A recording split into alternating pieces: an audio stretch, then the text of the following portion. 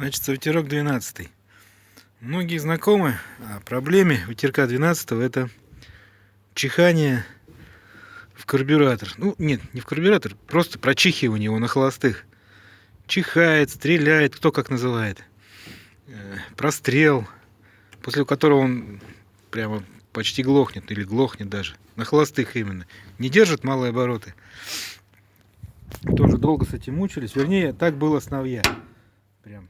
Он с Навья всегда так делал. У меня дядька на нем ездил. Мучился с этим. Практически 25 лет вот этому мотору. И все время вот эта проблема была.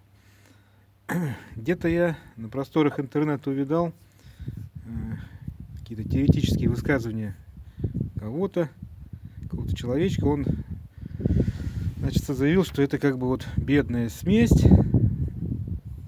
идет, и из-за этого якобы идут взрывы в картере. Я почему-то подумал, что это можно исправить. У нас система холостого хода это вот это вот и вот этот винт. И что я сделал, победив эту проблему? Вот эта вот трубка, жиклер, или как ее там называют. Вот это. Вот здесь есть отверстие.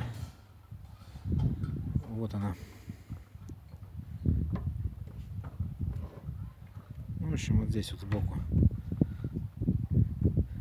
Ну, в общем, я взял и наугад чуть-чуть его расковырял обыкновенной швейной иглой. Ну, чтобы увеличить как бы подачу. Потому что регулировки уже не помогали. Обогатить как бы. Вот. А заметил еще как. То есть вот он работает, чихает. При этом прикрываешь заслонку вот так вот. И он переставал чихать.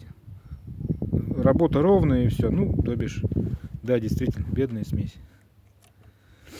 В общем, после такой манипуляции мотор, я бы сказал, заработал, ну, я бы сказал, идеально. Сейчас вот посмотрим даже.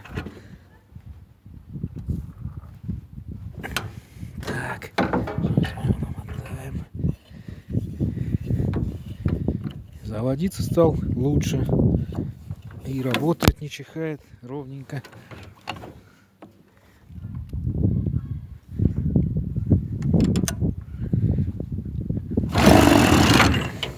Вот.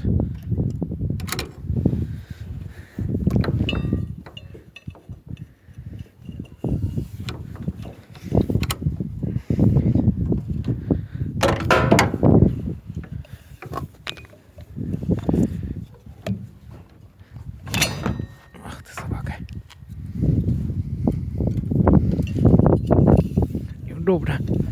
Одной рукой.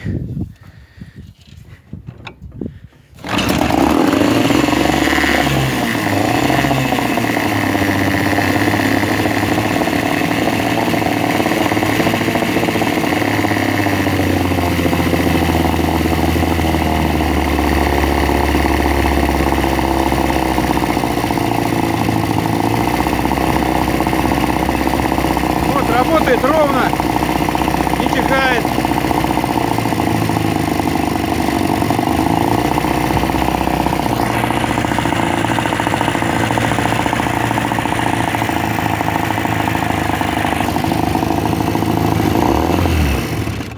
Вот так. В общем, вот так победил я его. В конце концов. Ну, сейчас дядька будет ездить и радоваться.